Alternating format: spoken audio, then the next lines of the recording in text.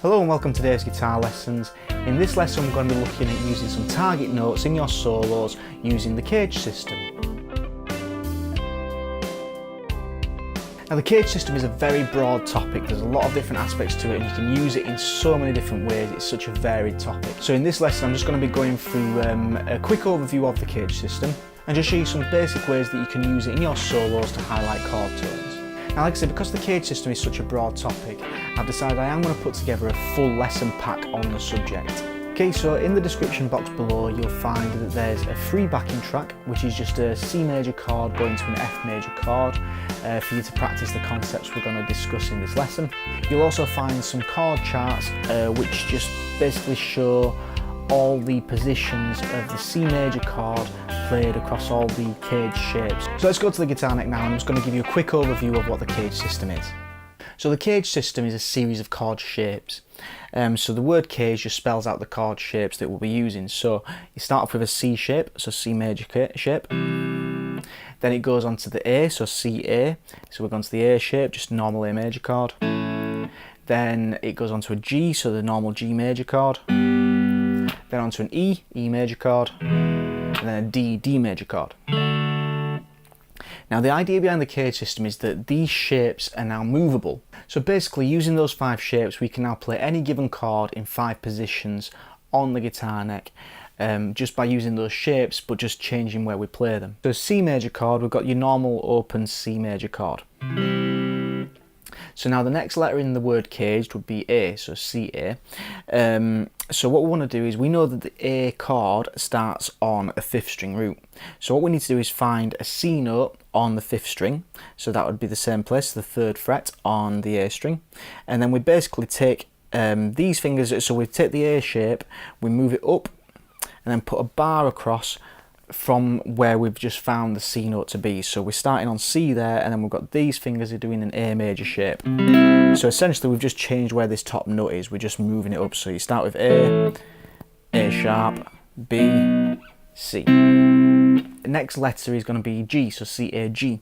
So now we're going to be using a G shape, but we need to do that from a C position. So we know that the root note on G comes from this 3rd fret. So now we need to make that into a C. So we find C on the 6th string, which is at the 8th fret, and that is where we're going to be putting our root note. So we're going to have the G shape now starting from the 8th fret, and then we put our bar in front of it, just the same way that we did before. We're almost as if we were, imagine moving the top note down. Now it's a C chord, so you can see that, so it's a G. Move that up 1 fret and put the bar in front. So that's now a G sharp. Then move up 1 more, A. 1 more is A sharp. 1 more is B. And then we get to the C shape. Or the C chord, but now we're in the G shape. The next letter in the word CAGED is an E. So we now we know that E starts off with the top string. So we now need to make this top string into a C. So we start from the same place, 8th fret. So that's where we start a bar, and then we use these fingers to make an E major shape. So again, you can see it there, E, move up 1 fret and put the bar in front, so moving where that top note would appear to be. F, F sharp, G, G sharp, A sharp, B, C. So the last one we need to do is the D shape. So we know the D chord starts with a D string root. So we need to find a C on that D string, which is going to be here at the 10th fret. So that's where our bar is going to be. And then we just make a D chord with these fingers. So that's C chord there. So if I go through all those patterns, we've got a C major chord with the C shape, C major chord with the A shape, C major chord with the G shape, C major chord with the E shape, and a C major chord with the D shape. And it's just a really good way of mapping out the fretboard so you can see where these notes are just in relation to positions and shapes that you already know. So no matter what chord you're doing, it always follows that pattern. If you start on a different one though, so if you say started with an E chord, then all that means is now we're going to be doing the next letter in CAGED, which would be a D shape. So that would be this one, so that's an E major chord there. Then after that one, we then start again, go back to C, so C from the E, Now I'm not going to go into any more details about the chord shapes here. What I'm wanting to look at in this lesson is how to use a little bit of this knowledge within your solos, just to take your normal solos and normal playing that you already play anyway, but just adding in some of these little caged ideas to give you an idea of how to use it. So if we're playing in the key of C major, you want to rely upon scales that you know. So the first scale that most people will learn is the standard pentatonic shape. Now, there's a little thing that I tell my students when they first start soloing, I show them this first scale, is if you're playing over something that's in a minor key, like say if you're playing in C minor, then you do that scale, the pattern that you already know, but starting from C with your first finger. So C minor would be here.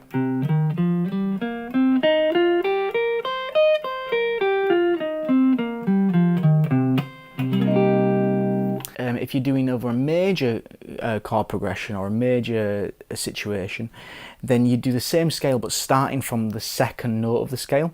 So technically you'd start from your little finger.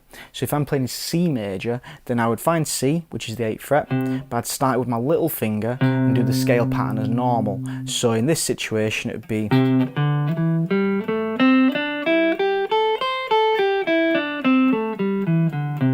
so it's the exact same pattern as A minor pentatonic, but we're just starting it from the second degree of the scale, so we're starting it on the C note. So that's all well and good. I mean, it is what it is. You're playing in the right scale, so all the notes are going to work in the context of the key. But the point of using the CAGED system as well now is the idea of actually targeting some notes. Now, if we start applying the system, first of all, I'm going to say we're going to be using the G chord shape. C major chord starting, but in the shape of the G major. So that's going to be a bar at the 5th fret, and then the second finger is going to be on the A string on the 7th fret. The third finger is going to be on the 8th fret on the low E string, and the little finger is going to be on the high E string, also at the 8th fret.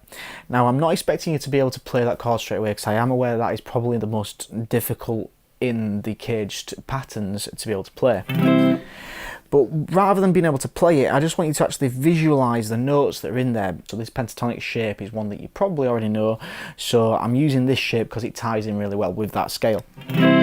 Now you'll straight away see that when we play this shape, all the notes that are in it are actually part of our pentatonic scale. The idea is that we're going to be targeting any one of these notes. Now, so that means that over this C chord, this note will work really well, this note will work really well, this note, this note, this note, and this note. So you can see if you know the positions, the scale shapes, you can tie that in with the chord shapes. And this obviously works with the full 7 note scales as well. So in the backing track that I've put together, it goes from a C major for 4 bars then to F major. So it's doing basically a 1-4 progression. So the F major chord within this scale shape, so we're in this like little box here at the 5th fret, so your normal shape box, your F major chord is actually going to be using the C shape, so starting with the bar at the 5th fret, and then we're playing a C major chord from there, so that's going to be 8th fret on the A string, 7th fret on the D string, the 5th fret on the G string, the 6th fret on the B string, and then the high E string at the 5th fret. And that's an F major chord. Now this pattern, this reason I want to use this pattern is because this doesn't totally fit the box of playing your C major pentatonic scale. Like these notes, a couple of them are in there. They're not actually in there. So when you go to the F major chord and you're doing your normal licks, and then you target a note from the F arpeggio, so the F major shape, it's going to really hit home there's been a chord change. Now when you put those together, so you've got C major to an F major chord, so you'll notice it starts to sound a little bit more purposeful because I'm targeting notes from the backing, so I'm not just playing over some chords, I'm playing with some chords. So I'm just going to put on a little vamp I've again recorded into the looper of just a C major chord and then to an F major chord. First of all, just going to play the notes of the chords as they come by so you can hear how they sound, and you should be able to hear how I can highlight those notes with the chord changes.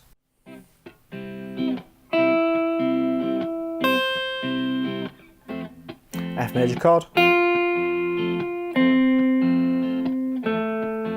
back to C major,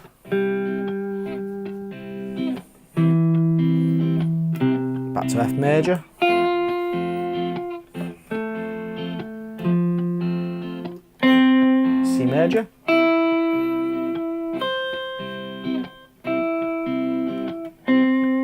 major.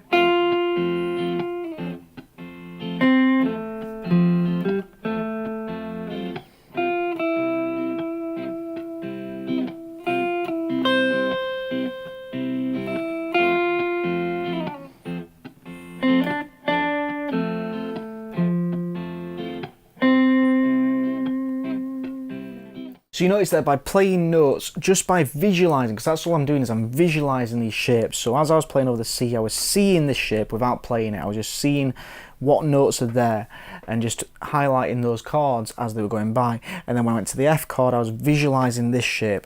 Now you don't have to, if you find that quite tricky to visualise at first, just pick out 1 or 2 notes from that and use those as your target notes.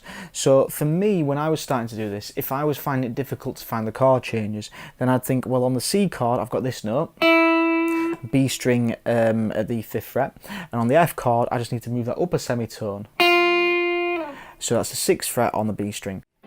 Okay, so on the F chord, it's coming back to the C in a second, so I'm going to play 5th fret on the B string. So here. And you notice that just sounds really nice over that chord. Now onto the F note, 1 fret up.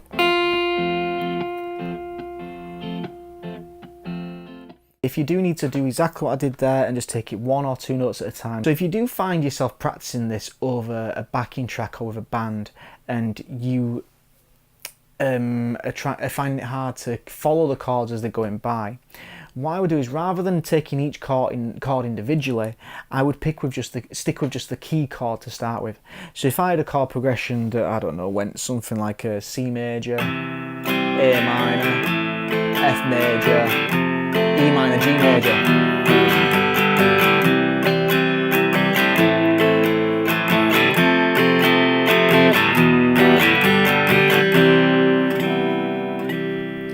You can understand why that would be quite hard to follow, because they are coming quite quick, and to visualise all those shapes at one time is quite a tricky thing to do.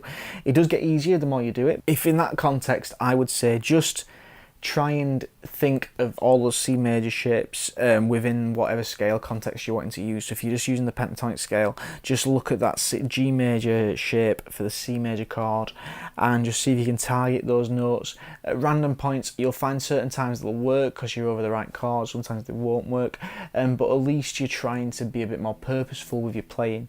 And you will find that this is a lot easier than you think once you get started at it. So the key point to take out of this lesson is use your normal playing that you already do, but when you're playing, when you know, if you happen to know that it's coming round to, you know, you're finishing a chorus of a backing track or in a band, and you know when that verse is coming, and you know it starts on a C chord, just aim for one of those notes.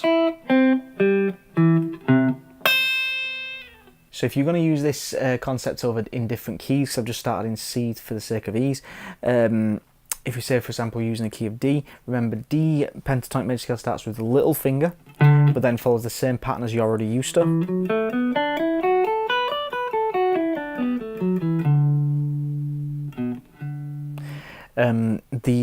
The chord shape for the D major chord in the CAGED system is still the G shape, so just visualise that shape and use the same idea.